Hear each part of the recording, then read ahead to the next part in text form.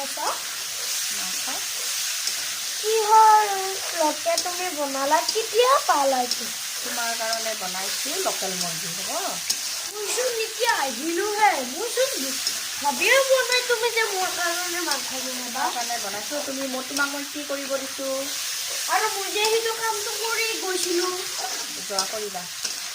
এতিয়া অকণমান আছে সেইকাৰণে তুমি মোৰ কাৰণে বনাইছা তোমাৰ কাৰণে বনাইছোঁ থেংক ইউ শুনিও নহয় নহয় থেংক ইউ যোৱা বাই বাই